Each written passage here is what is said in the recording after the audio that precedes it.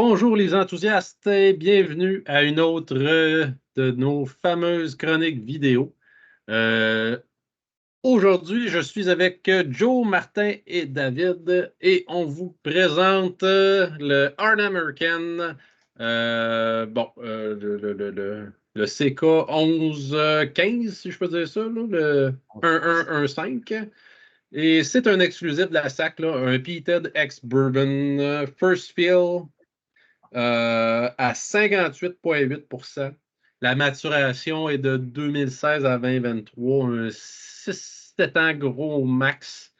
Un 30 ppm. C'est pas énorme comme ppm, mais d'habitude, 30 ppm, tu commences à le sentir. Donc, puis c'est écrit sur la bouteille. Un Peated First Fill American Oak Ex-Bourbon Barrel. Unchill Filtered, Natural Color. J'espère de la pâleur qu'il y a et j'espère qu'il est naturel. Arna American, c'est quoi? C'est une distillerie quand même assez jeune, là, production qui a commencé en 2014 puis qui nous sort, là, il commence à nous sortir une coupe de produits, là, dont on a eu un autre exclusif à de la SAC qui est un Oloroso. Que j'ai adoré d'ailleurs, là, je vais y revenir.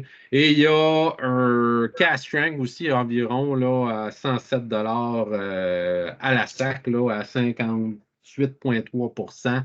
Et comparativement au single cask qu'on a là présentement, c'est un 180 mais quand même un gap de prix presque 70 presque 80, 70 75 mettons, de gap entre les deux. Là. Je ne sais pas trop le prix exact. Là. Arnold American, qui est détenu par Adelphi, qui est un embouteilleur indépendant, qui est reconnu assez pour ses gros sherry cask, quasiment Cavalan-ish. C'est souvent des choses assez torquées, assez intenses en taux d'alcool. Et c'est une distillerie aussi qui prône beaucoup de transparence. Hein, on le voit là avec toutes les informations qu'on a là. Et il y a même un fameux code QR, pardon, qu'on va y revenir, on va en parler. On peut scanner, puis on a vraiment un pedigree assez intense du produit. Et ça, c'est vrai aussi pour les autres produits. Il y a un petit 46% aussi là, à la SAC là, qui est quand même bien. Moi, je ne le déteste pas. Là. Il est peut-être un peu doux. Là. Pour ceux qui aiment ça, piquant, c'est peut-être ça peut être boring un peu. Mais je trouve que c'est quand même une belle introduction à la tourbe. C'est quand même léger comme tourbe, là, le petit 46%. Si on est néophyte dans le domaine puis on veut commencer à s'apprivoiser un petit peu dans l'univers du tourbé, je pense que le petit 46%, il est le fun. Mais bref, j'ai assez parlé. Concentrons-nous aujourd'hui sur le fameux single cast ex-Bourbon Pete et je vais laisser la parole à Joe pour qu'il nous starte ça avec ses notes de dégustation. Yes, bien, moi, j'avais commencé par l'autre, le cast strength un peu avant, comme découverte. Fait que moi aussi, l'autre cast strength, il est quand même plus tourbé. Fait que quand j'ai goûté celui-là, j'étais un peu surpris comment la tourbe était peut-être pas si abondante que ça. Au nez, la tourbe, quand on le commence, dès qu'on le découvre, la tourbe est un petit peu là, subtile, puis elle s'estompe là, rapidement. Après ça, on a de la misère à retrouver la tourbe. Le nez du single cast, là, moi, je trouve très, très bien. Parce que il y a différentes choses, un peu plus agrumes. Moi, je trouve que c'est vraiment comme une espèce d'orange avec une espèce de crème anglaise. Il y a un beau petit côté rond, crémeux tout au long que je l'ai décortique au nez. Fait que je trouve que c'est un très bon nez. Le taux d'alcool est présent, mais pas gênant. Fait que, on sent la chaleur quand on prend on allume profondément. L'alcool est là, il est quand même 58,8, mais pas gênant. Fait que, au nez, c'est ça. J'ai comme une partie céréale aussi, un peu herbal, même herbal, genre aloès, un petit Ouais. côté là, herbe macérée, quelque chose. Là, et c'est vraiment l'orange ou le petit côté agrume rond qui se présente en premier, puis après ça, on laisse découper le reste. Fait que je trouve le nez bien agréable, vraiment pas pire. Plus quand que je vais en bouche, tel quel, en bouche, il est intense, il est très sharp, il est très tranchant parce que l'alcool est pas mal présent, puis c'est un peu trop concentré. Fait que, tu sais, j'ai goûté, j'ai pu décortiquer un peu les herbes, un peu de terre, encore un peu d'agrumes. pas mal acide aussi. L'acidité est quand même assez élevée. Mais quand j'ai mis de l'eau dedans, là, il est tombé plus agréable. Il tombe beaucoup plus facile d'approche. C'est encore les mêmes arômes, mais là, il s'installe plus l'un à côté de l'autre, on peut en profiter mieux un peu. Là. Fait que là, avec le lot, on a un peu plus les herbes encore, en style l'aloès. Il y a un peu de terreux aussi, là, un petit côté ça, dirty, là, un petit côté crasseux là, de plein de choses macérées avec de la terre, jardin, genre. On est dans le whisky green. Là, c'est pas, je pense que la distillerie aussi, Asbury Green, là, c'est peut-être ça un peu là, le profil, là, mais bref. On est dans. En tout cas, moi, j'ai vraiment adoré le nez. Le nez est quelque chose. En bouche, puis il y a un peu de tourbe en bouche, mais c'est encore subtil, encore pas trop là. C'est plus dans la tourbe verbale, terreuse, mais plutôt subtile. Puis ben, là, avec le 58, mais nécessairement la finale est chaude, puis elle est herbale aussi. Fait que, en gros, on est dans l'herbal. Je trouve que c'est un whisky qui est. On dirait qu'ils le mettent prestigieux à cause du single cask, à cause que c'est une sélection de la SAQ peut-être. 180, c'est quand même cher pour cette bouteille-là. Je dirais que l'autre est un peu plus on point sur le prix, là, une centaine de piastres, c'est peut-être mieux un peu. Mais c'est quand même cool parce que bon, on a un single cask strength. Et ça vaut quelque chose. Là. Je ne veux pas dire que c'est trop cher, mais c'est pas ma bouteille qui était la plus. Que j'étais plus content de déplier 180. Non, c'est ça. On ne crachera jamais sur des exclusives comme ça. Ça me donne des belles expériences comme ça. Mais je suis d'accord avec toi qu'à 180 je dirais pas que c'est un regret, mais je dirais pas non plus que j'ai l'impression d'avoir fait un achat. Je dirais pas que c'est un achat à faire les yeux fermés non plus. Il faut filer pour quelque chose d'exclusif un petit peu plus. Puis, faut connaître un petit peu la distillerie. Moi, en général, j'ai une bonne opinion de la distillerie. Puis, je pense que celui-là, il est pas mal dans mes derniers que mettons, je me fais un palmarès d'expérience. Il n'est pas dans mes top picks, mettons. Mais ça ne veut pas dire qu'il est mauvais pour autant. Il y a quand même une petite personnalité de fun. Il est le fun à décortiquer. Il y a quand même de la complexité. C'est pas quelque chose de trop boring non plus. Mais c'est sûr que si je le compare à côté du casting, j'ai l'impression que je prends le casting bien avant. Là. Il y a vraiment une. Premièrement, la tourbe est plus présente. Il y a un corps, il y a une complexité avec parce que c'est un mix avec du sherry aussi un peu.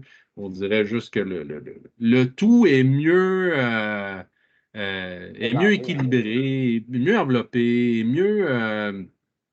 Je sais pas. Je trouve overall, mon expérience, je la trouve déjà plus intéressante avec le cast strength que le single cast. Mais bon, je vous laisse parler aussi, Martin David, là, à qui veut prendre la parole. Là, sinon, je vais juste parler tout le long. Ben, je suis un peu d'accord avec vos commentaires jusqu'à maintenant. Là. C'est sûr que c'est assez. Ben, moi, je sens que c'est un peu jeune. Là, tu sais, c'est quand même costaud au niveau de l'alcool. Il y a beaucoup d'épices, je trouve, mais je sens vraiment pas la tourbe. Pour moi, la tourbe est comme vraiment effacée. Je la cherche depuis tantôt, puis je ne l'ai pas encore trouvée. Fait que si vous la voyez, dites-lui de passer me voir. C'est ça, c'est une tourbe d'herbe mouillée. C'est comme, on dirait que j'ai mis des herbes fraîches là, qui avaient encore la rosine du matin pognée dedans. Là, je l'ai piché dans le feu, puis c'était ça ma tourbe.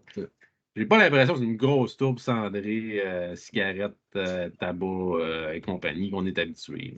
Tu l'as peut-être dit, mais y avait-tu le nombre de ppm ou quand tu as scanné l'étiquette? 30. J'ai clairement goûté des 30 qui en avaient beaucoup plus de punch que ça. Oui, j'ai vu 30, mais effectivement, j'ai pas l'impression que c'est un 30. Puis étrangement, le CS me paraît plus tourbé. Puis c'est supposé être relativement le même âge. Tu sais, des fois, on dit, bon, c'est une question d'âge, il y en a un plus vieux, puis là, la tourbe s'est perdue quelque part dans l'âge, puis il y a quelque chose d'autre qui a pris du corps par-dessus. Mais là, on dirait que c'est comme pas le cas. On dirait qu'il a juste perdu sa tourbe, puis il n'a pas nécessairement péri de l'âge. Tu sais. Il file autant jeune un peu les deux, là. Pas prêt à dire c'est un point négatif, mais si t'écris Peeled sa bouteille, je m'attends quand même à avoir de la tourbe. Fait j'aurais quasiment mieux que ce soit pas écrit rendu là, puis j'aurais été moins déçu peut-être. Ouais, puis je pense que c'est un des points négatifs que les gens vont retrouver. Là, Effectivement, tu vois ça, un ex-bourbon peat, tu t'attends à quelque chose de tourbé. Mais là, clairement, en bouche, là encore, l'indicateur de ppm, ça ne veut pas dire toujours grand-chose non plus. On en a déjà parlé. Mais ça peut être un facteur de déception, ça, c'est sûr. Parce qu'on est loin des tourbes feu de camp et même les tourbes maritimes, là, médicinales, iodées, etc. Là, puis pas, comme tu dis, David n'est pas super vieux. Là. Mettons, tu prends un Ardbeg ou Beastie, là, comme à peu près dans la même catégorie d'âge. C'est sûr qu'on n'a peut-être pas le même ppm, le même ADN, mais je pense qu'au niveau de la tourbe, c'est solidement plus présent. Là. Ouais.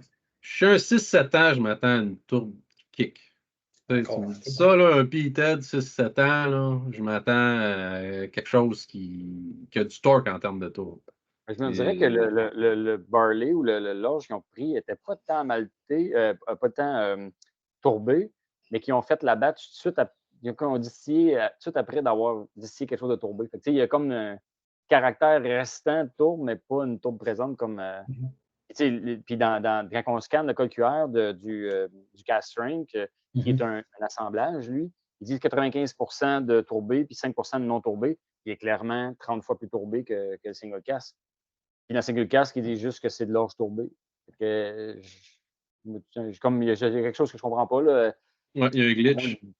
À moins que volontairement, il ait fait les coupes pour éliminer le plus possible de tourbe. Mais peut-être la provenance de la tourbe qui est différente aussi. Peut-être qu'il y a une tourbe qui vient des Highlands versus une tourbe qui vient d'ailleurs, je ne sais pas trop. À quel point le code QR, justement, était transparent là-dessus? Y avait-tu tant d'infos que ça? Ou? Ben, ils disent, mais... je peux te dire, là, ils disent, quand on clique, parce qu'on peut, l'orge, le mashing, la fermentation, la distillation, c'est tous des onglets qu'on peut ouvrir. Puis quand on ouvre l'onglet, il ouvre un lien. Puis là, sur le lien, il est marqué la variété de l'orge puis le nom de la ferme. Donc, on voit d'où il vient. Puis quand on est dans la maturation, il me semble que c'est là qu'ils disent que le type de spiritueux qui a été mis dans le casque. Donc, cask type, c'est American Oak. Wood fill, il était First Fill Bourbon. Donc, c'est vraiment un First Fill. C'est fraîchement dompé de Bourbon, puis ils ont mis du scotch dedans. Puis le Spirit type, peated. Sur peated, s'il y a 5% de tourbe, ils peuvent l'appeler peated. C'est transparent, mais avec une petite gêne. De toute façon, la Scotch Association ne nous aurait pas laissé d'être trop transparent non plus. J'ai l'impression que c'est ça. Ils peuvent dire peated parce qu'il y a un petit pourcentage, je ne sais pas. Ça me fait penser un peu à, récemment, j'ai goûté, mettons, c'est peut-être pas le même produit du tout, là, mais le Low 40, le Quarter Cask Peated, c'est comme s'ils avaient dompé le produit dans quelque chose qui a contenu du peat. Ouais. Mais non pas, parce que c'est tellement effacé. Ou c'est vraiment une tourbe qu'on connaît. Mais quand même, à ça, quand tu prends des quarter casks, l'influence de la tourbe du fût est assez pas peu prononcée. Le Lockley, il y en a un quarter cask de la Frog. C'est plus prononcé. J'ai vraiment l'impression de boire quelque chose de pété. C'est beaucoup plus que ça. Je sais que les quarter casks sont plus petits, là, avec l'influence est peut-être plus forte, plus de surface. Exact. Mais en même temps, c'est un first fill bourbon. Fait que c'est impossible que le casque ait eu du peated dedans avant. Dans le fond, ils se sont trompés de baril. Là. Ils ont pris le poppy, puis nous autres, on est là. C'est pas tombé. On a assisté à une autre chose comme le premier cru. Là. On va envoyer single cask au Québec. Non, oui, ça ne rendra pas compte. Ils vont l'acheter. Je peux y aller avec mes notes. Moi, j'avais des petites notes. Là. Un nez quand même citron frais, banane, vanillé, marshmallow. Vraiment une tarte au citron, meringue. Puis l'aloès, là, j'ai beaucoup aimé ça quand tu as dit ça. C'est vrai que ça fait. Il y a une fraîcheur d'aloès, un côté végétal. Le côté végétal me rappelle un mini Lafrogue, là, mais sans la grosse tour médicinale et tout ça. L'arrière-plan de la Lafrogue, il y a quand même une certaine teinte végétale de chlorophylle. Il y a quelque chose qui connecte un petit peu avec ça. Tu l'as dit, la bouche est quand même pointue. C'est quand même. Ça me rappelle un peu le Talisker Port Rogue là, que je chantais qui m'agressait un peu en bouche. J'ai à peu près le même degré de feeling d'agression, mettons.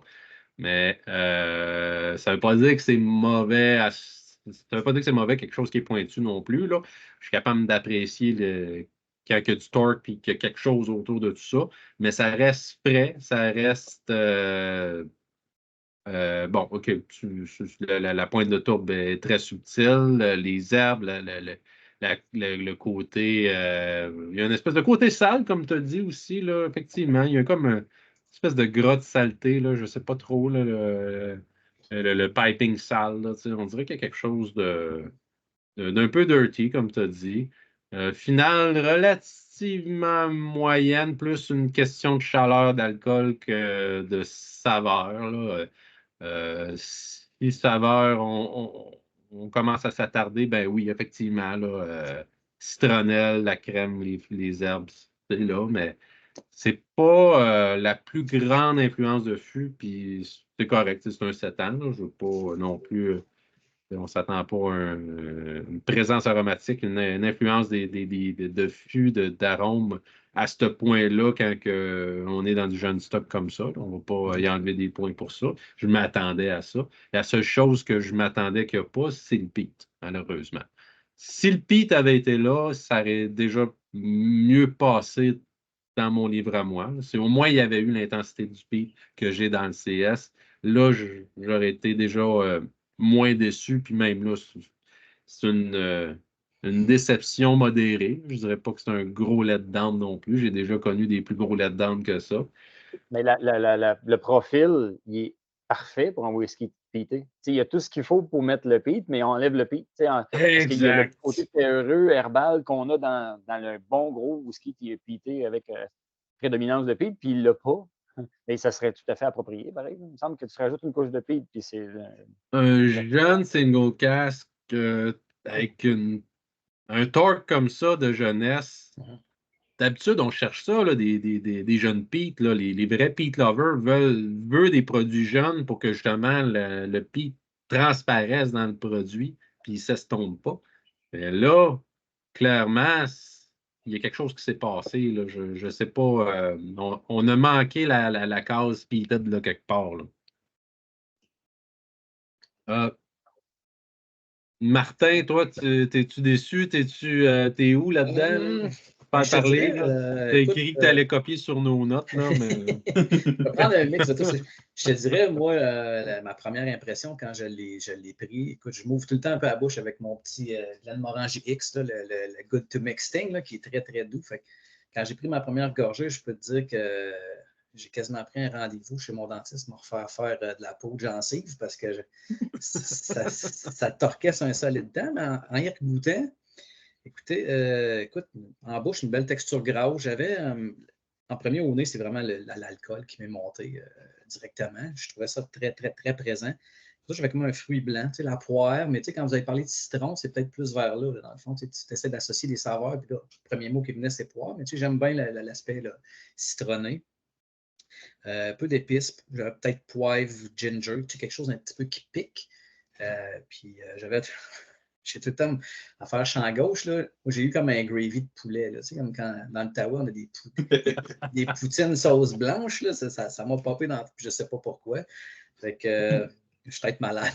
Je sais pas. Non, c'est pas fou, l'espèce de bouillon de poulet. Là, ouais. Peut-être le côté salin, peut-être un peu. C'est vrai qu'il y a un côté salin iodé qu'on n'a pas parlé, mais qui est définitivement là. Ouais.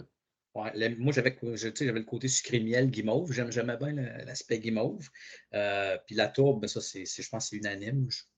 Moi aussi, je la cherche encore, là, un peu comme une fille avec le père absent, là, elle cherche encore. Je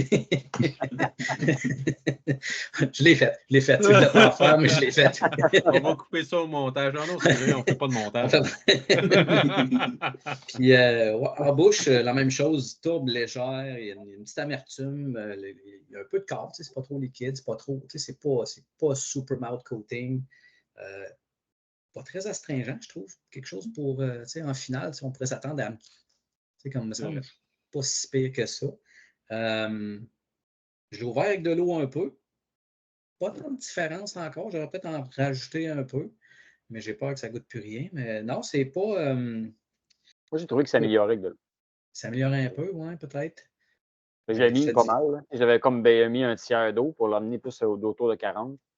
Je ne sais pas si tu en as assez pour t'amuser ou non, si tu avais juste un échantillon. Mais... Oui, échantillon, oui. Je te dirais ça, à côté, je l'avais pris en side-by-side avec un Glenmoe Astor qui aussi avait eu juste c'est un first fill bourbon après, là. Oui, je pense 4 ans de bourbon, puis après ça, il l'avait. Puis c'est sûr que je pourrais dire un côte à côte, je ne peux pas dire lequel il y a le plus de peat quasiment. C'est absent, là. Ouais, mais avec de l'eau, il y a encore moins de pic, là, on va se le dire. Ah non, Il n'y a plus rien, là. Il reste du miel, des noix. De l'orange, pas mal. Ouais. Toi, David, avais-tu fait tes notes ou tu voulais rajouter de quoi? Ben, c'est pas moi qui ai payé la bouteille. D'ailleurs, je te remercie pour l'échantillon. Mais je pense que j'aurais été déçu, honnêtement, pour rapport qualité-prix, je pense qu'on n'est pas là pantoute. Là. C'est probablement un des plus gros points faibles de cette bouteille-là, honnêtement, parce que, mais là, à 100$, puis, déjà là, je changerais peut-être d'avis, je me dirais, ah, ok, c'est correct. Il y en a deux gros points faibles, son prix, puis le fait que c'est écrit tourbé dessus, puis que je sens pas de tour. Fait que pour moi, c'est un peu décevant, puis c'est comme si tu remplis pas les promesses que tu me fais. Là. Ouais, tu me vends un gros single cast tourbé, puis j'obtiens pas ça. C'est un scotch politicien. Là. C'est comme si on buvait un whisky tourbé qui a peut-être 18, 19, 20 ans, je pense. Ils disent pas qu'avec le temps, la tourbe peut-être peut s'amenuiser. Fait que c'est. Ouais. Je sais pas. Là. Ça s'amenuise, mais on peut. Regarde la Gabulin, 16 à 16 ans, il reste quand même des relents de cendres, de vieux feux. Yes. C'est pas là, là. On n'est pas là pantoute. Non, effectivement. On n'est vraiment pas là. Non, définitivement pas, sérieux. Mais OK.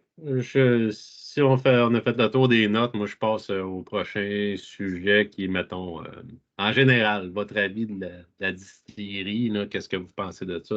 Qu'est-ce qu'il y a autour, là, mettons? Je ne sais pas si vous avez exploré un peu Ardnamurchan ou même Adelphi, parce qu'Adelphi, c'est un peu le petit frère de Ardnamurchan, on s'entend. Là. Puis si vous y voyez une belle perspective ou pas, ou comment vous voyez ça, cette distillerie-là, là, on voit le code QR et tout ça, là, la direction que ça prend. Bref, je veux vous entendre jaser. On va voir où est-ce que le vent nous amène. Là. Moi, je trouve.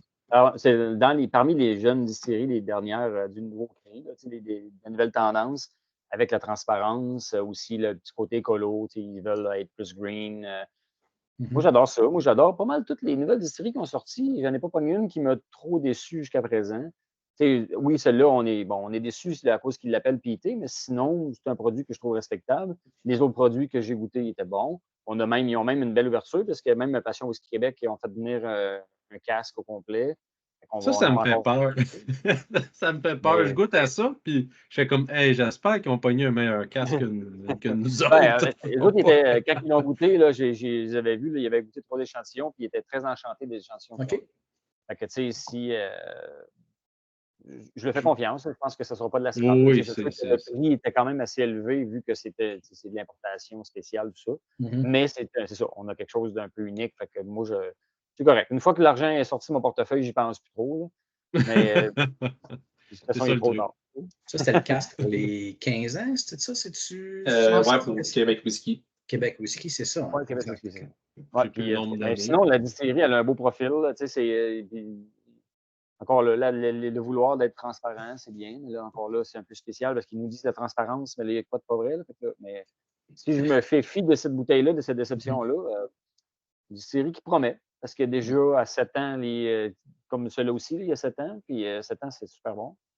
Puis il avait l'air d'avoir un programme de fûts assez le fun, parce qu'il y avait du PX, il y avait un paquet de sortes de fûts dans cet assemblage-là aussi. Fait que, tu sais, ça promet. Je pense que c'est des distilleries qu'il faut suivre. Moi, je pense que les distilleries qui s'aventurent dans les whisky PIT, ça ne peut que nous être bénéfique pour nous autres. Là, on aime tant ça, avoir plus de choix dans le PIT, même si c'est pas d'ailleurs là. Fait que, je trouve ça bien. Je pense que c'est à surveiller.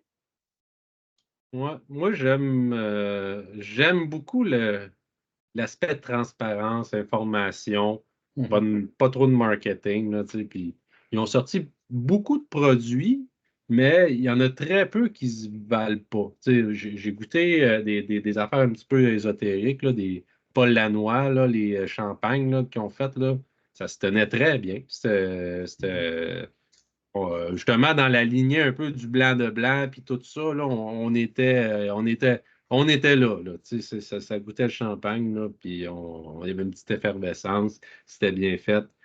L'autre bouteille que j'ai grandement appréciée, il y avait une bouteille bleue Sherry là, qu'ils ont faite à 50%. Ça, si vous avez l'occasion de voir ça, sauter là-dessus, c'est de la bombe. C'est un sherry foncé. Là, ça se boit très bien. Le single cast Oloroso qu'on a eu aussi à la SAC, j'ai bien aimé. J'ai bien aimé. Ça avait du torque, ça goûtait l'Oloroso. C'est pas de tempête non plus, mais on dirait que je le laissais un petit peu plus passer parce que justement, au moins, ça goûtait l'Oloroso. Il y a le Castring que j'adore. Là. Ben, franchement, à 107 $, je trouve que c'est quasiment un vol à la SAC. Là. C'est vraiment. C'est un no-brainer. Quelqu'un qui veut un Castring relativement peak puis qui n'a pas nécessairement un énorme budget. Là. 107 $ pour le Castring, je trouve ça parfait. Puis comme je disais d'entrée de jeu, le 46% là, pour un néophyte, ça aussi, je trouve que c'est une très belle bouteille à recommander. Fait que dans l'ensemble, je trouve qu'il y a un portefeuille de bons produits. Moi, là, de ce que j'ai goûté à date, là, le portefeuille est très prometteur. Je suis très optimiste pour la suite. Mettons que je fais fi de cette édition-là, même si, regarde, c'est plus le rapport qualité-prix un peu qui me dérange que le fait qu'il n'y ait pas de peat finalement. Que ce soit un peated pas peat. Parce qu'on s'entend que c'est pas un mauvais produit. T'sais. Au final, ça se boit bien, c'est agréable, il n'y a pas de fausses notes en tant que telles. C'est ça. On ne peut pas dire qu'il y a quelque chose de mal fait. Il n'y a pas un défaut flagrant. C'est juste. C'est ça. On dirait qu'on manque une marche et on manque une cause. La recette, elle lève pas, mettons. Il manque un ingrédient pour que ça prenne toute son ampleur. C'est ça. Il manque un je ne sais quoi pour allumer le feu là, pour que ça pogne. La poudre magique. Mais malgré tout, je peux pas dire que c'est un faux pas qui va faire en sorte que je ne m'intéresserai pas à cette distillerie-là. J'ai goûté le Rosso dont tu parlais tantôt, puis pour moi, c'était quand même une très bonne bouteille. Ils ont quand même un profil de distillerie intéressant, je trouve. Fait oui, moi, c'est quelque chose auquel je vais m'intéresser dans le futur, c'est certain. Là, ils sont transparents, ils ont beaucoup d'informations accessibles, puis le branding est quand même beau. Je trouve qu'ils ont une belle bouteille, ça se présente bien. Oui, ils ont quand même réussi à capter mon intérêt malgré tout. C'est sans flafla un peu. Des fois, on parle souvent là, je pense qu'ils misent, comme tu dis, sur la transparence. La bouteille n'est pas flashy, on la voit là. C'est un design classique. Mais l'information est là, oui, peut-être qu'ils ont un petit. La tourbe, ils ont dit qu'il y avait de la tourbe dans le blockchain, mais peut-être pas ce qu'on s'attend, mais au moins, tu sais. Ouais, ben tu sais, c'est ça, tu sais, c'est le maltage, c'est quoi le type de tourbe, comment ils ont fait, tu sais, je sais pas, là, il y a probablement quelque chose qu'on ne sait pas non plus, là. Une jeune distillerie aussi, il faut peut-être pardonner. C'est une batch, un casque. Exact. Je suis beaucoup plus indulgent dans les jeunes distilleries plutôt qu'une grosse distillerie qui est censée faire du sans faute, là, mettons. Là. Ouais. Mais il y a un aspect aussi écolo. Je sais pas si ça vous rejoint tant que ça. Moi, je ne l'avais pas vu là, avant d'avoir recherché sur la distillerie. Je disais, c'est l'hydroélectricité qui fait rouler ça. Il y a une coupe de patente verte un peu. Là, je me souviens plus là, qu'est-ce qu'il y avait comme approche. Mais bref, ça aussi, c'est une tendance qu'on commence à voir chez les nouvelles distilleries. Hein. Le McNair aussi, là, qui était peut-être plus flashy bio, quasiment. On dirait que c'est une bouteille de vegan. C'est pas, je sais pas trop là, quand tu regardes. Trigger! Bon, j'ai peut-être un peu de préjugés. Une chance que Nick n'est pas là. Bouteille woke. Oh, hey, oh. Mais non, ben, c'est correct. Là. Je ne peux pas être contre la vertu non plus là, de ça. Je ne sais pas quelque chose que j'aime voir non plus quand c'est du marketing autour de ça. Ça me dérange plus. Là, essayer de vendre ton produit en disant regardez, je suis écolo, je fais des belles choses. Non, regarde. J'aime mieux je fais mes actes, puis si tu vois ce que je fais, ben là, après ça, les gens vont me juger selon ce que je fais et non ce que j'affiche que je fais. C'est un peu là le contraste. Là. Tu vois, ce que je lis ici, justement, c'est ça, c'est que eux autres, c'est c'est la journée de la Terre, on tombe peut-être à point là, sur l'écologisation de certaines, l'environnementalisation des distilleries, mais eux autres, je pense que c'est une question aussi de. Sont loin. C'est par nécessité. Comme son remote. Fait qu'à un moment donné, tout le temps, à faire livrer du gaz ou livrer toutes sortes d'affaires. Fait qu'ils ont vraiment, comme tu dis, de l'hydroélectricité, ils ont le biomass boiler, c'est fuelé par l'industrie du bois qui est aux alentours. Ils servent de la rivière pour refroidir certains trucs. Fait que, à un moment donné, on prend des panneaux solaires aussi. Là, mais comme tu dis, c'est par nécessité plus parce que, hey, nous autres, on va être aussi dans le bandwagon, on saute dans la commercialisation des énergies renouvelables. C'est mieux que rien, remarque, là, que tu embarques dans le bandwagon, au moins tu fais un effort. Oui. Ils disent le boiler provides heat to the distillery for malting. Fait que c'est comme il chauffe le plancher pour le maltage, là, parce que le grain est tendu sur le plancher, là, faire une image là, quand on fait le maltage. Puis c'est le boiler qui va aller aussi le chauffer là, pour faire réchauffer le grain. Tout est pensé de façon renouvelable, réduire son empreinte carbone. Fait que, c'est un peu trendy, là. Ça fait un petit peu trendy, tout ça. Beaucoup de petites, même Netnine, je pense, qui sont dans le Certified B Corp, énergie renouvelable. Je pense Brooklady qui sont là-dessus.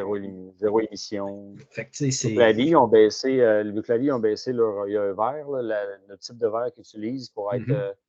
Mon Dieu, je ne me rappelle pas comment ça s'appelle, mais le verre il est plus léger et il y a moins de verre dans le verre. C'est pas le nom de. Ce qu'on reçoit cette semaine, nos belles bouteilles, là, les boîtes, là, ça commence à disparaître tranquillement aussi. Ça fait partie du plan global de. Ouais, tu te risques de ne pas avoir de boîte sur ton Glenmore? Hein? Non, pas du tout. Pas du tout. J'en commande sur Amazon Custom. Il dessine dessus, je fais des dessins. Non, ça ne m'inquiète pas quand c'est conservé là, dans des bonnes conditions. C'est beau, mais si ça peut sauver un arbre en bout de ligne quelque part, là, c'est une catastrophe un peu pareil. Les boîtes, des belles bouteilles, les boîtes. Quand tu as fini, tu fais quoi avec ça? Tu as le goût de la garder parce que c'est une belle boîte. Tu as le goût de la. En même temps, tu ne vas pas commencer à tout garder des boîtes vides, puis là, on va sur le recyclage, puis c'est triste. Là. Ouais, il y en a qui sont plus sentimentales avec leur boîte. Hein, ça dépend. Là, une belle boîte que je trouve, des fois, là, il y avait le Compass Box Phenomenal G, que c'était comme genre une œuvre d'art. C'était avec du relief. Là, il aurait pu faire un tableau genre avec ça. Là, c'est comme. Certaines vieilles boîtes de Glenn Morangy, mettons. Pas là, mais. Parce que ça prend un visage pour. Il n'y a pas de face. Il n'y a pas de visage. Le nectar d'or! Oui, avec l'espèce de boîte qui s'ouvre. Il y a bien des compagnies qui avaient ça dans le temps, mais plus ça va, là, c'est comme les. Ça tend à disparaître parce que ça a un coût aussi écologique, mais pour le consommateur aussi, on s'entend. C'est sûr qu'on la paye, cette boîte-là. Là. Je ne sais pas combien eux autres ça leur coûte, mais ils nous la chargent, là, ça c'est sûr. Là. Puis, oui, sur mes tablettes, moi, sont toutes sorties des boîtes. Les boîtes sont toutes en arrière des bouteilles. Je veux dire, elle est là, mais elle est derrière, en deuxième rangée. Elle sert à quoi rendu là? Je dirais que ça, c'est ça qui m'aide à démarquer. Sûr que la bouteille est ouverte, la boîte est en arrière. Sûr que la boîte est front, c'est parce que je ne l'ai pas ouverte encore. Fait que, j'ai quelques bouteilles encore, je sais qu'elles ne sont pas ouvertes. Je devrais toutes les ouvrir, remarque, là, mais. Mais comme disait Nick dans l'autre vidéo, ça, c'est vrai quand tu as un sous-sol ou tu as une plage justement isolée, que c'est correct, là, mais si tu n'as pas le choix dans ton appart puis tu as du soleil, tu as ta boîte, là, probablement, là, ou tu vas trouver une autre façon de le faire. Là. Mais il y a quand même un pourquoi là, la boîte existe à la base. Si c'était pas du Colorant non plus, là, parce que ça aussi, là, Alex nous disait ça, ça a été une excuse aussi pour les bouteilles teintées et les boîtes, là, quand ils ont commencé à mettre beaucoup de colorant dans les produits, parce que ça tourne, le colorant, quand ça a un contact avec les rayons UV. Là. Mhm. Mais bref, pour en revenir à notre fameuse distillerie, bon, on n'a pas parlé tant de Adelphi non plus. Adelphi qui est un ampteur quand même assez intéressant. Je ne sais pas si vous avez pu creuser ça, vous autres. Pas tant. Ça manque à Ah ma là culture, là, je te dirais. Je sais place qu'il y a des même. grands fans là, dans notre réseau, dans notre cercle d'amis, mais je suis pour ça que j'ai jamais bu un Delphine de ma vie. Shame on. Là Tape, là. tape ses doigts, tape ses doigts. Prochaine fois, je te fais un échantillon de quelque chose. Hein. Mais Adelphi, un très gros must là, dans le monde de l'embouteillage indépendant. Là. Ils ont des très, très bons produits. Là. Mhm. Le trend du code QR, bon, on en a parlé un peu. Je trouve que très belle façon justement d'enlever les boîtes, l'information sur les boîtes, puis tout ça, puis on scanne, puis on a l'information. Mhm. Est-ce que ça pourrait être aussi une alternative aux fameuses grosses étiquettes sac qui collent partout pour avoir une traduction plus ou moins fidèle en français? Souvent, c'est même pas bien fait, mais bon, ça, je n'en parle pas. On n'en parlera pas. Je trouve que c'est une très belle initiative. On voit ça de plus en plus. Ouais. Mais il était-tu multilingue, le code QR, quand tu le scannais? Ou? Non. Moi, c'était anglais, mais je Anglais, sais ouais. peu de ça. Ça, c'est vrai que c'est une belle façon de faire l'option, au fond. Tu pourrais, sur Ah ton oui, site, juste on avoir. peut changer French. Si je clique en français, Ah, c'est quand même bien. C'est bon. OK, je n'avais pas vu, effectivement. puis là, on Si la clique. SAC mettait juste un petit code QR, genre texte français ici, là, Mm. à la place de me coller une grosse affaire par-dessus qui. Tu sais, c'est étrange, hein, parce qu'ils ne le font pas sur tout. La dernière que j'ai reçue, là, la Glenmorangie, là, écoute, il n'y a pas de crayon là-dessus. Tout est en anglais. Ah non, il y a un petit peu de français. Consigné là où la loi le prescrit. C'est à peu Oui, il près. adapte les étiquettes maintenant. Comme lui, l'arme américaine, l'étiquette est en français et en anglais. Puis, fait que c'est connexion à Ouais. une filière. Fait que d'après moi, ils ont créé carrément l'étiquette. Même à ça, il n'y a pas d'anglais dessus. C'est juste du. Ouais, Non, moi, il y non, a 98% d'anglais. Il y a à peu près, tu sais, à part dire que c'est consigné ou ce que la loi le permet, puis produit en Écosse, le reste, c'est tout en anglais. Fait que, tu sais, Il n'y avait pas un papier. Ah non, il n'y avait pas de boîte. C'est vrai, non. excuse. Fait Je n'avais pas que. tourné le fer d'emblée, hein? Désolé. Oh là! Ouais, non, je Mais te c'est dirais que. étrange, je ne pourrais pas répondre à ça, honnêtement. C'est quoi les normes qui font en sorte que ça prend une étiquette Ouais. en français, là, parce que le Compass Box or Card de l'autre fois, clairement, ils ont tout traduit le texte en arrière Ouais. pour mettre une grosse étiquette blanche par-dessus, puis je sais pas ce qui est le trigger, là. Mais bref, là, j'avais mis dans ma liste un produit pâle. Qu'est-ce que ça vous dit, un beau produit pâle, si on ne veut pas parler de couleur? Quand tu ouvres ça, là, un ex-bourbon single cask de même, qui te dit c'est un beau first fill, là, tu coules ça. Parce que là, clairement, on ne le voyait pas. Là. Belle bouteille en opaque, là, j'allais dire en céramique, mais c'est pas en céramique pantoute. C'est vraiment une bouteille de vitre opaque, qu'on voit un petit peu ses côtés pour voir le niveau. Mais justement, je verse ça, puis je vois crème, c'est pâle pas mal, ça. Pour un ex-bourbon, moi, je trouve ça un peu normal. Là, c'est pas ça qui va me turner off nécessairement. Ça, c'est vert fluo, ça. Ça, c'est des quarter casks de Lafroig. Ah ouais? C'est Lockley, là. En fait, c'est Lockley, Le le quarter Clia, cask. ça, Ouais. c'est la frog qui est. Écoute, OK. c'est des quarter casks peated. Tu connais-tu d'autres distilleries qui font du quarter cask peated? C'est assez. Ben, en quantité, mettons. Je veux pas le jurer, mais c'est ça. Bref, c'est très pâle. Moi, la couleur, ça dépend du profil. Si on me présente un sherry cask puis il est de même, Exact. Il est Je pense fatigué. que Sherry a été usé comme une des filles que tantôt Martin parlait. Là. Ouh! Mais sinon, sinon Moi, je voulais pas aller là, mais il fallait clairement pas aller là. Oh, mais là, on est ça en dépend du profil direct. du whisky. Le profil du whisky, si, laissez-moi m'évader de ce sujet-là. Si c'est ça, quand on est dans le Bourbon, quand on est dans ex-Bourbon, dans des. La couleur, on s'en fiche un brin. Et d'ailleurs aussi, ça dépend à quel degré d'alcool on a mis le whisky avant, le DCA dedans. Plus qu'il était élevé, plus qu'il va aller vider les pores du bois. Puis c'est un solvant, Ouais. l'alcool. Hein. Plus qu'il est élevé en alcool, plus qu'il va être agressif dans l'extraction du chêne, puis il restera juste la fibre après. Là. Fait que, si tu as mis quelque chose très élevé en alcool, puis après ça, le deuxième, ça se peut que ça parle comme ça. Puis c'est le troisième en côté. Hein. Fait que moi, ce que ça me dit souvent, là, quand c'est pâle, puis là, c'est peut-être que je ne devrais pas, mais quand c'est pâle de même, j'ai comme l'impression que je vais vraiment goûter le Zia, qu'est-ce qu'il y a derrière. Je n'aurais pas trop un gros influence sur qu'est-ce que le fût a donné après ça au whisky. Ça peut être trompeur, parce que dans le cas, mettons, comme de Lockley, où c'était des quarter casks qui étaient tourbés, ben là, la tourbe vient peut-être masquer un peu le Zia.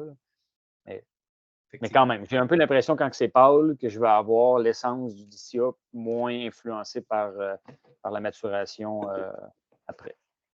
Sinon, quand c'est foncé, là, ça ne veut plus rien dire, on ne sait pas. Et souvent, les sherry viennent avec une belle touche un peu plus ambrée, un peu plus rougeâtre, même affaire avec des fûts de vin. Mais après ça, ça dépend du type. Là. Quand on est plus dans le style scotch, quand c'est du single malt, c'est sûr que ça va. On n'a pas du chêne neuf. Là, fait que c'est sûr qu'il y aura moins la grosse couleur brune du bourbon là, qui va être typique. Aussi, Sinon, la couleur. Du Virgin Oak, ça dépend qu'est-ce que c'est. Du ex-bourbon, Virgin Oak, là, ça peut être pâle, puis il y a des excellents produits pâles. Comme il y a d'autres fois, effectivement, que ça peut être annonciateur d'une déception, mais c'est juste une information parmi tant d'autres. Il faut prendre encore tout le contexte. Le Compass Box, c'était quand même pas si tant foncé. Là. Il est un beau chardonnay. Ouais. Puis, c'était vraiment pas méchant. C'est un produit qui est tellement bon. Un beau Dalmore pâle, ça serait beau, mais ça, on voit ça. Ouais, si seulement ils ne mettaient pas de colorant dans leur affaire, qu'on puisse rire un peu de leur sherry cask. Ça goûte le sherry pâle, mais ils l'ont mis du colorant dedans. Je me rappelle la série Anok là, avec les outils de tourbe. Là, c'était tout super pâle, cette série-là, le jus, mais c'était tout excellent. Là, le cutter, router, c'était tous des très bons produits. Puis il était pâle, on a quasiment du verre d'eau. Ouais. J'ai eu beaucoup de plaisir avec la plupart de ces versions-là. Là. Ouais, comme, mettons, je prends un contre-exemple, le hardcore qui était pâle, puis il goûtait le pâle aussi. T'as pas eu de plaisir. Mais effectivement, il y a des excellents bottling très pâles aussi. Là, souvent, puis des fois, justement, vu que tu t'attends à rien, on dirait que tes attentes sont plus basses quand le produit est pâle, natural color, puis tu arrives dedans, puis il y a plein de saveurs là-dedans. On dirait que ça. L'impression générale, souvent, est mieux aussi. Là. Que si tu as mis du colorant dedans. Si tu as mis du colorant dedans, puis tu as un truc super foncé, puis là, tu arrives, tu bois ça, tu fais comme ça goûte à rien. Il me semble que c'est à double tranchant. Là. Tu pars de haut, là, tu tombes de haut. Exact. On peut parler du. Bon, Trend Écolo, on l'a-tu vidé? J'ai pas tant d'autres choses à dire sur ce trend-là. Moi, c'est pas quelque chose qui me rejoint particulièrement, mais c'est pas quelque chose qui je compte non plus. Je peux, comme je disais tantôt, je peux pas être contre la vertu. Là, ça vient avec la distillerie. J'aime mieux justement qu'ils me vendent le produit pour ce que c'est, peu importe qu'est-ce qu'il y a d'autre autour. Sinon, ça devient du marketing écologique. Là, ça, c'est quelque chose que j'adhère moins, mettons. Yep. On peut revenir sur le Bizarre Barbecue qui a causé tout un émoi. La semaine passée, ça, c'est mercredi, 7 h, je pense qu'ils ont décidé qu'ils faisaient un release là, avant-gardiste sans, sans préavis, là, contre toute attente des Ardbeg Barbecue. Ce qui a causé tout un émoi sur les réseaux sociaux et les gens en panique en ont commandé rapidement. Mhm. C'est la première fois qu'on voit ça. J'ai jamais vu ça, honnêtement. La SAC qui sort comme ça à 7 h, random, un produit qui était listé comme disponible bientôt. Normalement, c'est toujours dans la nuit du mercredi à jeudi de minuit et demi, tellement que je prends ça pour acquis. C'est un peu ça qu'on voyait les lendemains. On voyait le lendemain matin. Ah, là, c'est pas juste à minuit et une, j'essaie de commander. Le temps que je passe à mon wallet, toute ta partie. Au moins, on savait que c'était à minuit. Là. Fait que si tu n'étais pas sur sa ligne de départ à minuit, là, mais là, de dire que à 7 heures, puis là, écoute, la centrale, les enthousiastes, tout le whisky Montréal, écoute, CNN en parlait quasiment. Là. Fait que, à un moment donné. Ouais. Mais c'est ça, tu sais. Je ne veux pas spéculer trop, mais c'est quoi? C'est une erreur, c'est une tendance. Ils ont vu qu'il y avait plein de monde qui leur demandait c'était quoi les quantités. Ils se sont rendus compte que finalement, il y avait une grosse demande et pas beaucoup de quantité, puis ils ont décidé de faire une passe droite, là, quelque chose pour contrer ça un peu, puis faire 2 releases. Parce qu'au moins, ils l'ont séparé en 2. Fait que tu avais une deuxième chance de te rattraper. Ça a été le lendemain, je pense. Ouais. Ça a été le lendemain parce qu'ils ont cancellé la première fois ou ils ont relâché une deuxième batch? C'est ça non, moi j'ai commandé la première fois puis là, elle est en transit. Fait que ça a été bien. Mais la première soirée a donné en même temps qu'une des dégustations de produits qui avait du Ardbeg dedans. Moi, je pense que la première soirée, c'est comme ceux qui voulaient l'acheter pendant la soirée, ils ont pu, peut-être. Là, comme la fois de la grande dégustation. Genre de délit d'initié un petit peu. Là. Ouais, ils ont eu un passe-droit parce qu'il y avait un événement, puis là, ils se sont dit, on va laisser la chance, ceux qui sont à l'événement, d'en acheter, peut-être. Dans la grande dégustation de la SAQ là, qui avait eu lieu cet été, l'été passé, en fait, c'était ça. Là, on pouvait acheter des produits sur place. Puis dans le cas du Michter 10 ans, on était supposé acheter pas sur place, mais il y avait très peu de bouteilles. C'était quelques bouteilles, là, genre, je sais pas, 5. Sur place, ouais, pas en ligne. Sur place. Fait que là, puis quand j'ai parlé au rep de Michters qui était là, il me disait c'était en ligne, là, ça se passait. Mais moi, je suis allé la deuxième journée, puis il dit que c'était la journée d'avant. Tu étais là, on pouvait te débarrer en ligne, tu l'achetais, puis tu pouvais l'avoir. Est-ce que c'était un peu ça? J'ose croire que c'est une erreur du pitcher puis que c'est un flou parce que, tu sais, comme tu dis, Jonathan, ce soir-là, c'était un événement Ardbeg. Je pense qu'il y avait un souper, il y avait un coût associé à ça. Tu sais, c'était comme un genre de souper. Exact. Fait que, tu sais, je veux pas penser qu'éventuellement, pour avoir accès en primauté à certaines bouteilles un peu plus spéciales, je vais être obligé de débourser un 100 ou un 200 $ pour aller souper avec ce monde-là. Puis là, ils vont, tu sais, unlocker, si tu veux, en secret, 20 minutes de temps, les lignes, puis on commande en ligne, puis on touche quelque chose parce que souvent le contre-argument, là, c'est ça, c'est la société d'État est censée comme pas favoriser une clientèle X, là, peu importe, là, on niaise avec le sac VIP puis des affaires de même. Là. Les gens s'attendent à ce que la société d'État ait un rôle un peu plus social puis de pas favoriser une clientèle X puis que ça soit le plus fair pour tout le monde. Là, en faisant ça, on dirait que ça déroge un peu à son espèce de mission sociale de gouvernement. Ça fait une petite passe en dessous. Là, ça peut être perçu comme ça. Là, puis... Ça écorche un peu le fondement. Comme les voûtes de Magog, là, ceux qui ont accès aux voûtes. Puis je pense qu'ils ont rectifié le tir. Peut-être, quand ça a commencé à se parler, c'était plus disponible, le monde, il y avait comme une espèce de crainte. Puis moi, je l'ai, ma bouteille. Glenmorangie, on en rit. Le monde sait que je suis un amateur, mais Il est très bon en passant. Mercredi, j'ai commandé ça vers 20h. Le Palo Cortado, là? Le Palo Tu sais. Cortado. Puis vendredi midi, là, ma succursale m'a envoyé un courriel disant que c'est prêt pour pick-up. Fait Ouais. ça Puis va nous autres, bien. tout est en transit encore. Là. Nos Bizarre Barbecue sont tous en transit.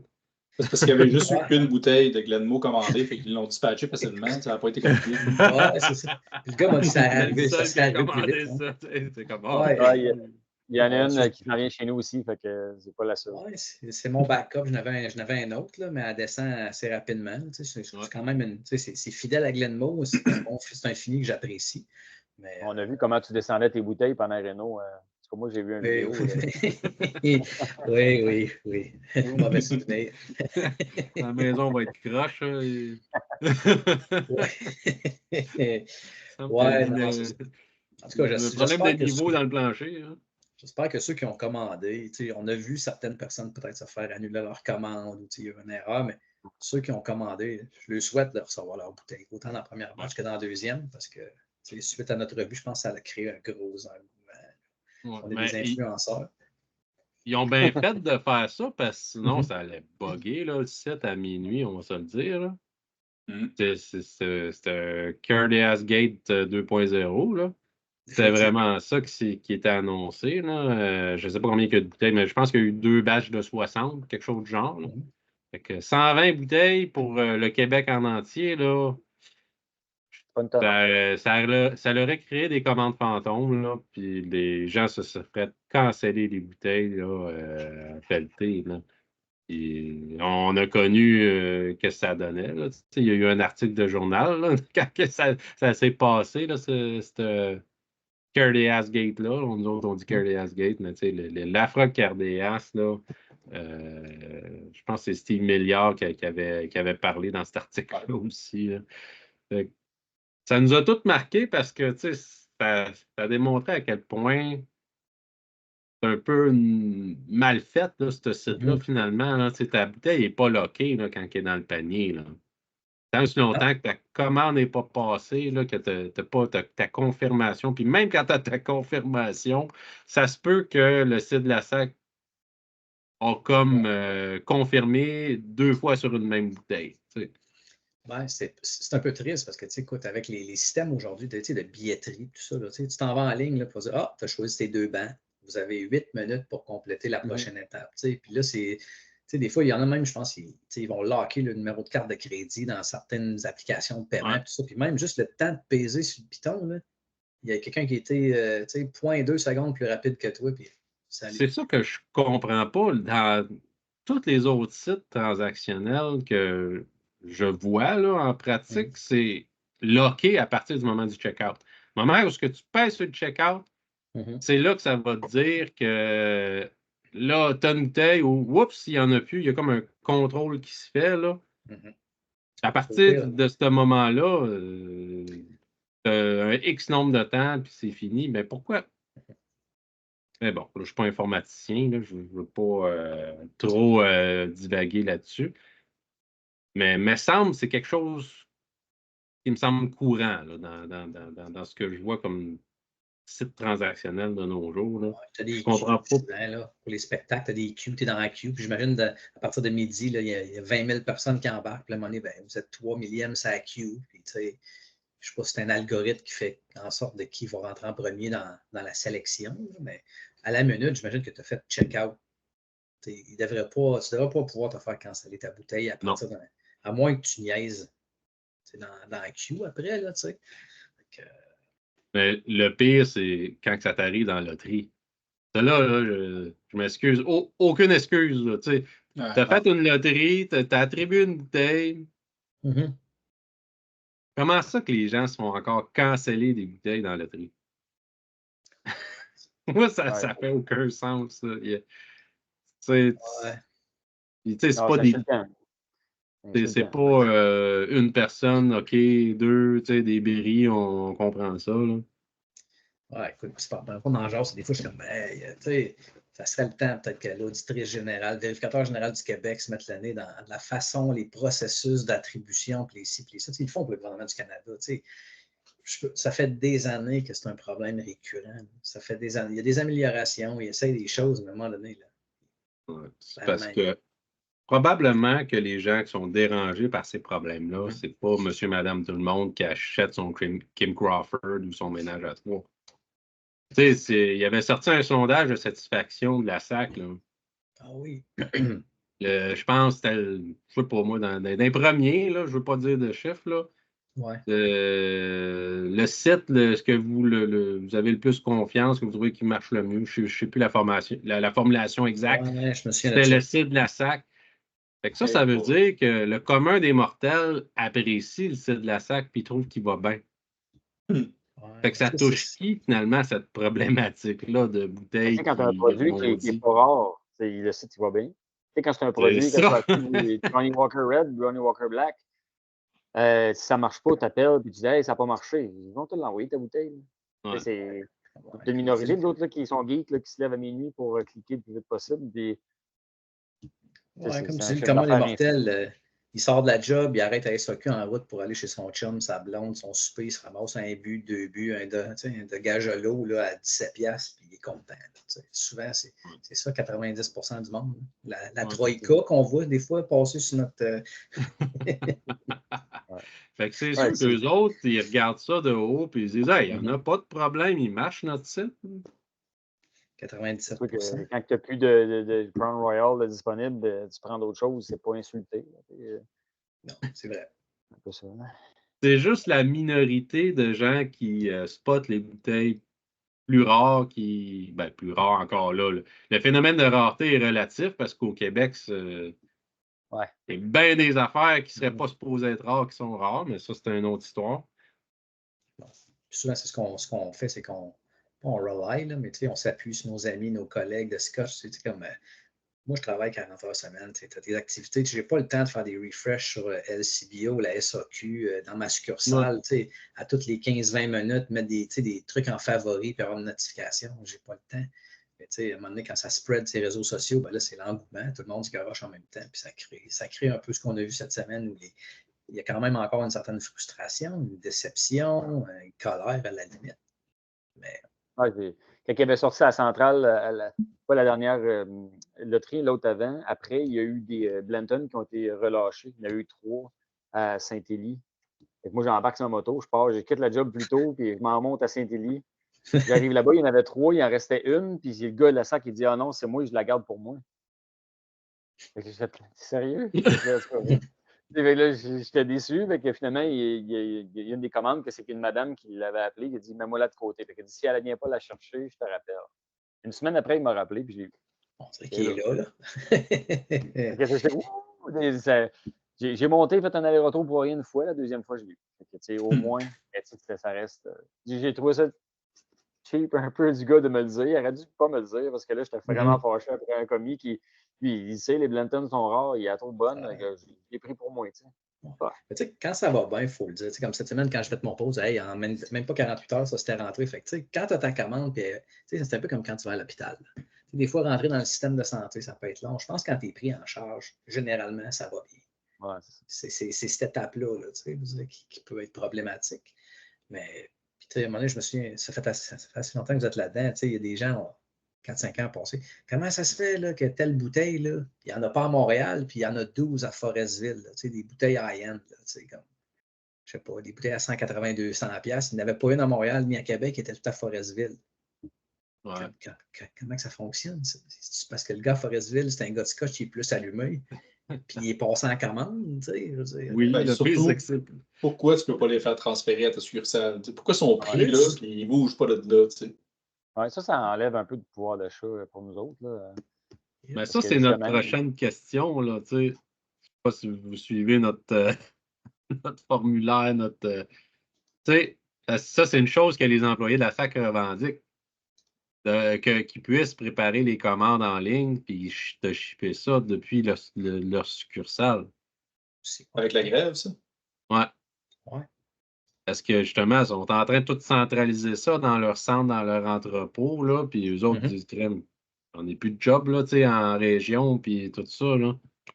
Ben, moi, je pense que si les gars d'entrepôt qui font ça à journée longue, prennent la bouteille A, la mettre dans la boîte C, puis t'envoyer ça, puis moi, ils se sont trompés quand même une couple de fois dans mes commandes. Imagine si c'est un peu tout le monde à la SAC qui fait ça. Moi, j'ai l'impression qu'ils vont te l'échapper d'aplomb. Tu sais, les petites madames qui travaillent à la SAC de Saint-Jude, là, elles ne savent pas, là, c'est quoi une bouteille spéciale, mais là, ils ont reçu ça, là, ils ont reçu un Springbank 18. Fait que là, wow, ils mettent ça dans le présentoir. Puis finalement, oh, il faut la shipper. Puis là, elle sait pas. Mais si le produit est bien identifié avec un code barre, je ne vois pas pourquoi, tu sais. Ah, ben c'est ça. En C'est encore théorie, drôle, c'est ça. validé. Moi, En je l'ai théorie, vécu aussi, là, 2-3 fois que tu ouvres ta boîte, là, puis c'est beau, monsieur, pas besoin de vérifier, là, c'est la bonne bouteille, tu l'ouvres, puis finalement, c'est un autre affaire. Moi, c'était une bouteille dans le temps de la Frog Cherry Cask, ils m'ont envoyé une bouteille de vin Zoin. Je ne savais pas que ça existait, ce vin Zoin-là, mais j'ai eu l'impression que le gars riait de moi en tabarnouche. Il te prenait pour un Zoin-Zoin. Ouais, c'est ça. Là, j'arrive, puis en plus, je m'étais levé à minuit pour l'avoir, la bouteille, il n'en restait plus. Là, Tu l'écris comment, Zoin-Zoin? Ouais, c'est Zoin ou Zoin, je pense que c'est Z-O-I-N. C'est une petite bouteille comique. Ils sont rendus assez diligents en succursale. Quand je suis allé chercher la mienne, ils l'ont ouvert parce qu'ils voulaient faire certain que je l'avais, que c'était pas un La Santa ou un Nectar d'or ou quelque chose de même. Là. Donc, il n'y a rien de pire. Tu arrives chez vous, tu ouvres la boîte, tu essaies de retourner et tu dis hey, c'était pas la bonne que j'ai reçue. Ben oui. Ça a l'air d'une petite odeur, on va se le dire. Il ouvre tout le temps, la mienne. Puis, ils sont habitués de me voir. C'est une sac de. On a 2 grosses SAQ. Ben, une grosse SAQ et une petite. Puis moi, c'est la petite qui est proche de chez moi. C'est impossible que j'achète probablement plus en chiffre d'affaires de whisky-là que tout le reste des whiskies qu'ils vendent dans cette petite SAQ-là. Fait qu'elle me connaît, là, ils ouvrent, puis on en jase. Puis, la fois que c'était pas la bonne bouteille, j'étais fâché. Là. Mais la petite fille, c'est pas de sa faute à elle. C'était un autre cave, la SAQ, qui a fait l'erreur. Fait que, là, j'avais goût de... Quand j'ai appelé, j'ai donné de la marde.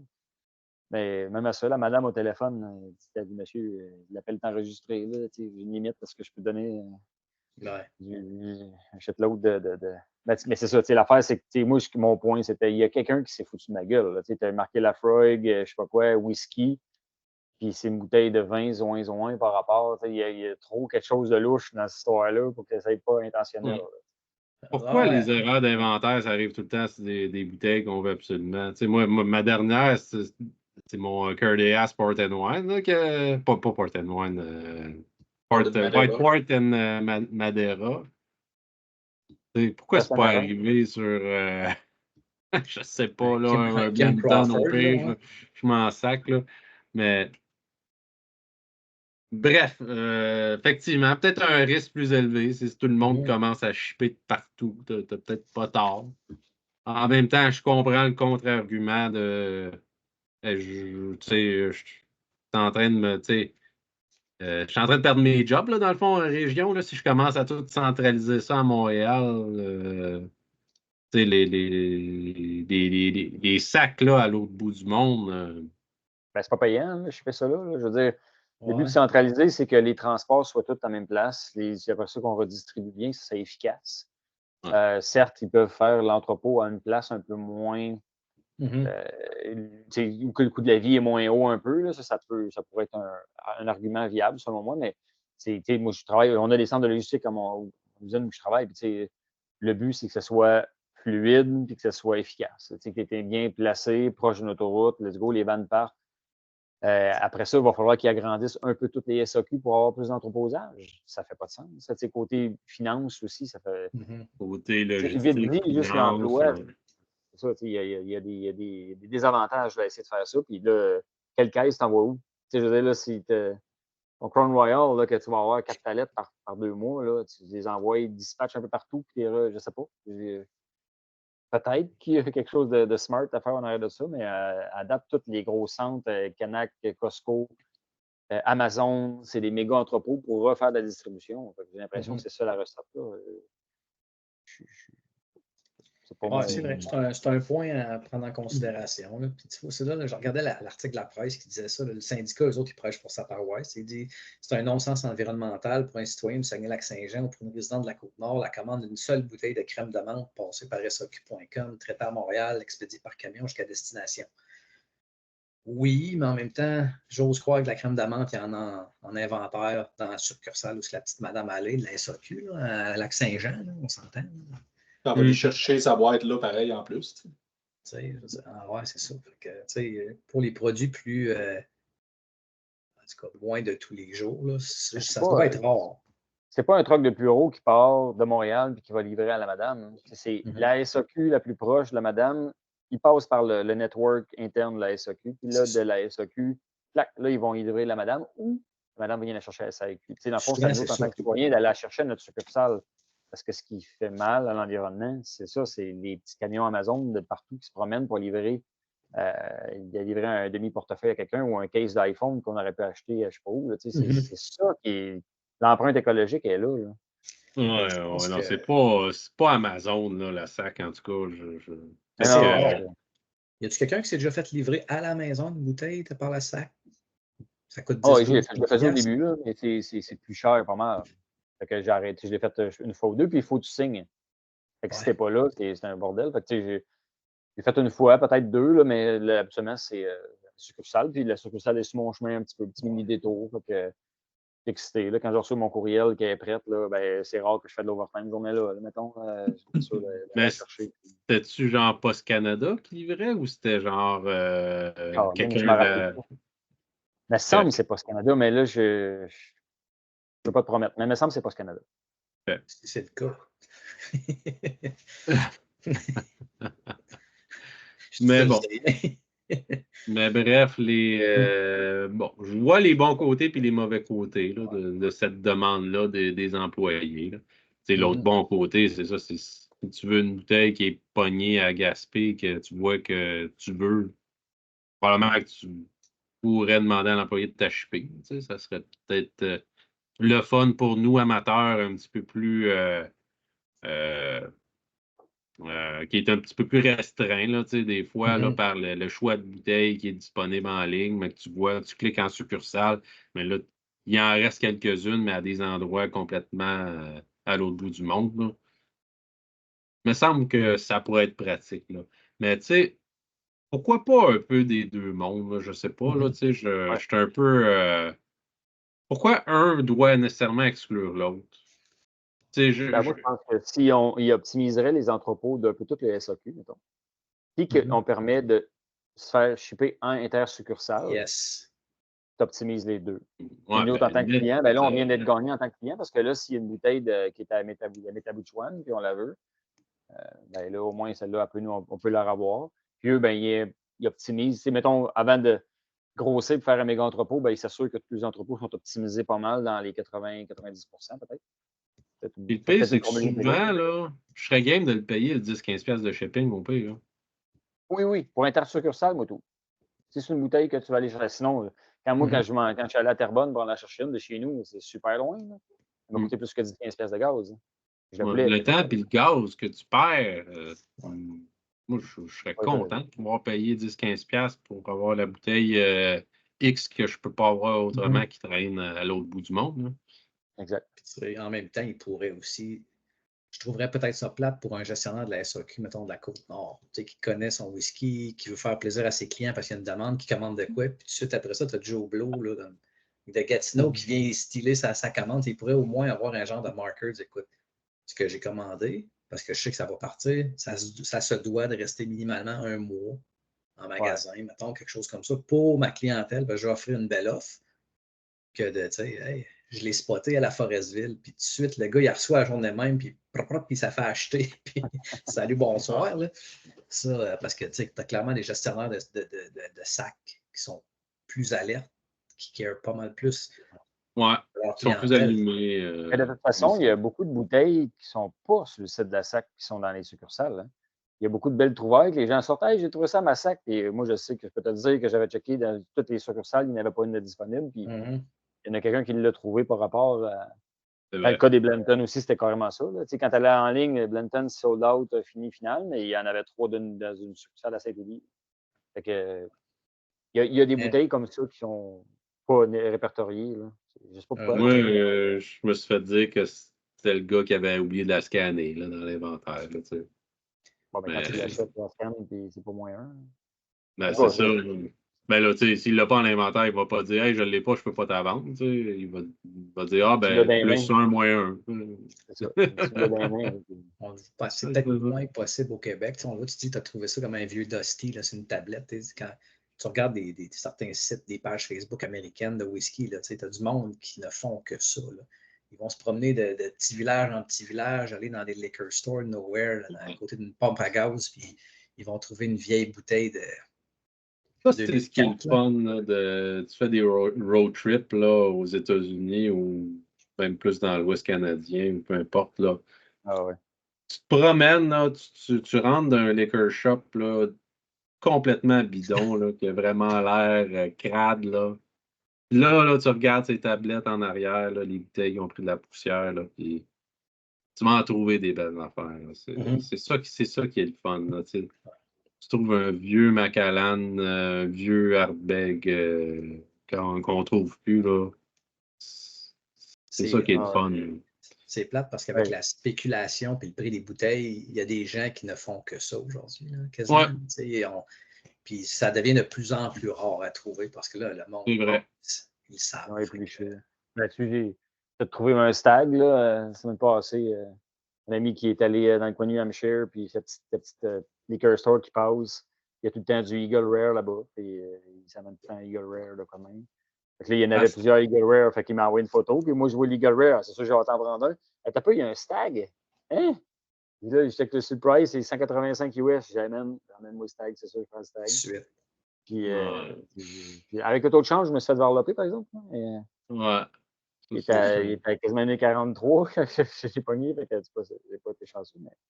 À cette heure, j'ai remarqué là, que souvent les gars vont avoir ça en arrière, là, caché quelque part. Faut que tu le demandes aux gars. Tu dis, hey, as-tu des choses qui sont pas genre sur ta tablette? Là, il va dire, ah ouais, viens-t'en.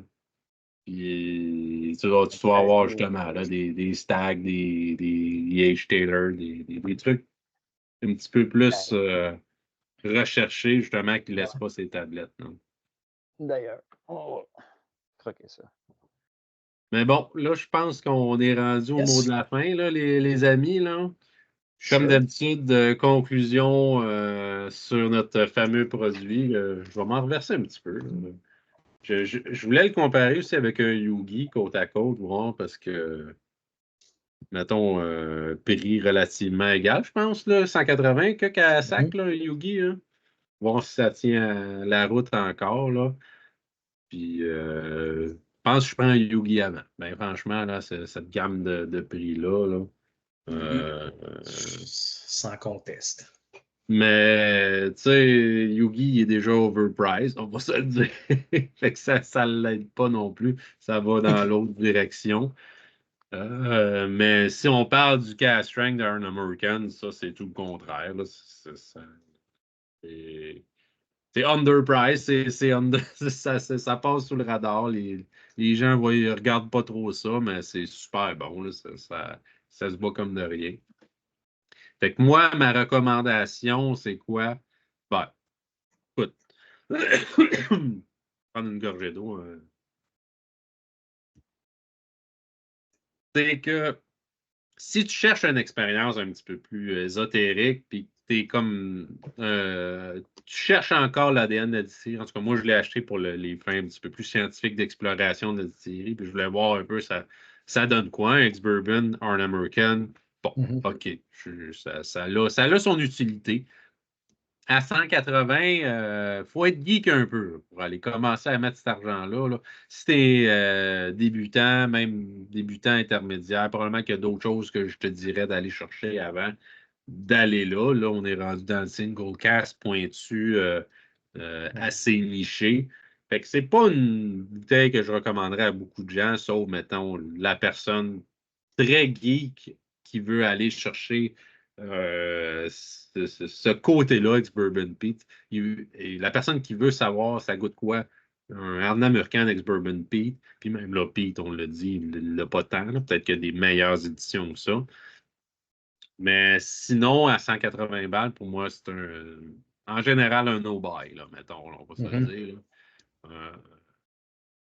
Mais bon.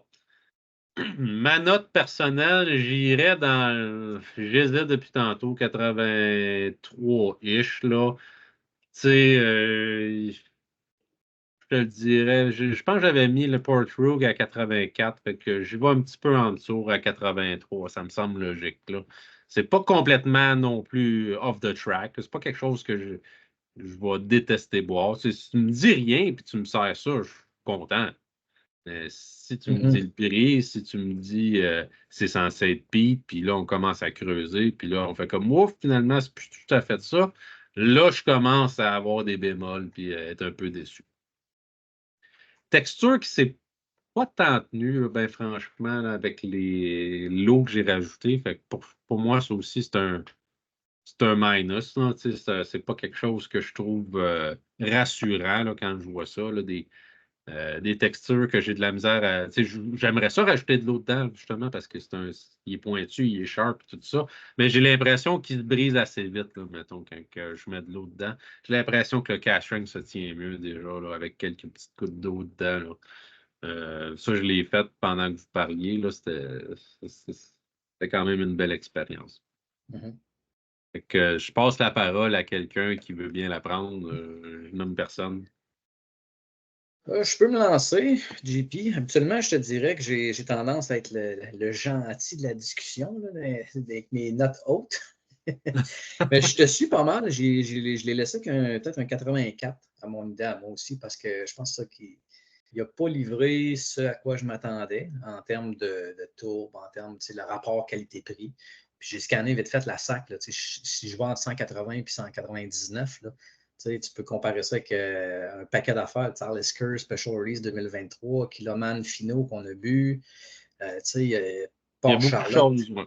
Il y a beaucoup de choses, même un Beaumort 18 qui est à 195. Fait que, si je compare tout ça, il tombe un petit peu short, je pense, en termes de livraison. Avoir une plus belle tourbe, là, quelque chose un petit peu plus torqué qu'on se serait attendu.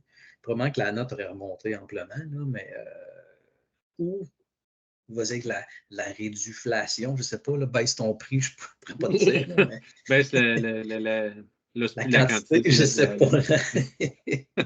On Mais non, serait avec des effectivement, mini-bouteilles. effectivement, je te dirais que ce n'est pas un produit qui est mauvais, qui est mal fait. C'est juste peut-être une mini-déception en termes de ce que je m'attendais. Puis rapport qualité-prix. Mais ultimement, ça ne m'empêchera pas d'acheter d'autres produits de cette jeune distillerie-là. Puis je pense qu'elle est prometteuse en plus. Voilà. C'est bien dit jusqu'à maintenant. Bien dit. Pareil pour moi. J'ai de la misère à comprendre à qui s'adresse le produit, en fait, parce que c'est comme un peu. Je trouve que c'est comme sans saveur, sans âme. Là. Pour moi, c'est comme un peu drap, là, tu sais. Sans âme. Sans âme, je prends sans note. âme. Sans saveur et sans âme. Hein, c'est ton ex qui disait ça, c'est. Non? Non. Je trouve que c'est ça.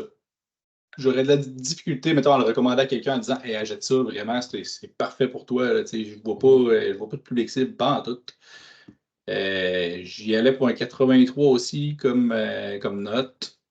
C'est pas mauvais, mais il n'y a rien de wow, ça sort pas de l'ordinaire. C'est comme un produit qui, si tu l'as, tu le bois de temps en temps, mais je pense pas que tu as envie d'y retourner. Là, d'après moi, la bouteille va rester là longtemps. Côté texture, ben, c'est ça. Là, c'était quand même assez. C'était pas convaincant non plus. Là. Pas décevant, mais c'était pas convaincant à ce niveau-là. Fait que pour moi, c'est 83, mais je le conseillerais pas à personne. OK. Puis Joe, t'es dans la même zone toi avec ou. Ben, moi, je suis plus. Ben, mon système de notes, je me tiens dans le plus large un peu. Là. Moi, j'ai descendu à 74. Ah ouais, toi, ça va être 62. Un très bon produit. Je recommande 62%. Je dirais que moi, c'est parce que quand c'est pas bon, c'est en bas de 50. Fait que, je veux dire, en haut de 50, c'est un peu bon. Puis là, des produits, je pense que le Mermaid avait mis donné 85. Je sais pas. Bref, moi, je trouve que est-ce qu'il perd des points à cause du prix? La disponibilité aussi, c'est un single cast un peu plus rare. Mais le prix, c'est ça. À 180, moi, j'ai adoré le nez. Le nez, je trouvais que c'était comme intéressant. On se rapprochait un peu du Port Charlotte, mais sans la tourbe. Tu sais, avec Ouais le que petit côté agrumes, tout ça. on peut y Après donner ça, ça. en bouche, tu sais, il fallait que je creuse. Tu sais, c'était bien. Moi, je me rappelle très bien. J'ai commencé par le cast strength, là, quand même que JP, je m'aligne avec JP sur le cast strength qui est super bon. C'est une édition, le prix est on point, tout ça. Fait qu'on était avec des amis, puis on était à l'American cast strength, le cast strength. Après ça, on est tombé sur lui, puis là, j'étais pour dire, hey, je réserve le meilleur après. Tout le monde a fait comme, man, il est vraiment moins bon que l'autre avant. Là, j'ai pas le choix de dire c'est vrai, il est comme moins intéressant que l'autre. Puis je l'ai payé plus cher, tu sais. Fait que je sais pas. Fait que moi, tout la petite déception qu'il y a un peu versus là. Moi, je trouve que le côté geek fait que j'étais content d'avoir différentes facettes de même distillerie, différents genres de profils qu'ils sont capables de donner. Mais c'est trop geek, puis c'était trop cher pour cette expérience-là un peu. Mettons Glenmoe, tu sais, tu t'achètes plusieurs bouteilles de Glenmoe, tu as tous les différents finishes avec le même profil de distillerie. Si tu déplies 180, tu as des vraiment très bonnes bouteilles de Glenmoe. Tandis que là, ben, c'est ça. Celle-là. Fait que c'est ça. Fait que moi, j'ai décidé. Ce qui plombe la note, c'est le prix, puis que c'est pas un produit aussi qui va être facilement trouvable. Je dirais que si ça avait été à 100, 120, j'aurais donné 80. J'aurais donné 80, peut-être 81. Parce que c'est quand même un produit qui n'est pas poche, qui n'est pas de bonne qualité, puis qu'il n'y a pas de défaut dans ce produit-là. C'est juste que tu t'attends du pic, il n'y en a pas. Tu payes cher, tu n'es pas jeté à terre. Fait que c'est un peu ça. La portion prix et disponibilité, moi, elle joue avec ma note. Mais c'est un produit qui n'a pas de défaut dedans. On ne crache pas dessus en disant Arc, vous êtes trompé. C'est ça. C'est pas que c'est pas bon. C'est juste que ça aurait dû être plus. C'est un peu ça. Là. Je pense que les gars, parce que je suis pas mal certain que le single cast qu'on a commandé, là, qui est en importation privée, va vraiment être surpasser ça parce qu'il y avait le choix entre trois fûts. Il disait que les trois étaient bons, mais le meilleur à l'unanimité, c'était un tel. C'est celui qu'ils ont commandé. Ils l'ont vanté. Là, j'étais là pour une dégustation pour d'autres choses. Puis c'était. Ils le vantaient tellement que je suis sûr que ça va être mieux que ça. Là. Fait que, ouais, je m'en garde pour faire le comparatif. On fera une vidéo. Ça va être le fun. Là. Ça a été shippé, là. Passion Whisky il avait envoyé un courriel c'était sur le bord. Eric, ouais, effectivement. Il va rester 3 mois d'attente ou 2 mois. Entre 1 et 3 à cause de la SAC. Oui, quelques petites commandes là, que j'attends aussi. Je pense qu'il y avait Killowen, qui est aussi une nouvelle distillerie. Necnine, le fameux produit spécial. Je pense qu'il y avait Il va falloir les faire, les Necnine. Ça aussi, je serais curieux de faire ça en vidéo. Là. Les gens. L'organique, c'est facilement trouvable, l'organique. Puis, moi, je l'ai mis. Nick l'a mis. Oui, le Necnine, c'est-tu celle-là à 46% qui était à SAQ? La commande spéciale, c'était, il me semble, quelque chose comme Cask Strength ou on pourrait faire un side-by-side des deux, peut-être. Ouais, les gens posent beaucoup de questions sur ces produits-là. Je pense que c'est quand même trendy là, comme produit. Là. Necnine, là, on va le mettre dans la liste un moment donné. Là.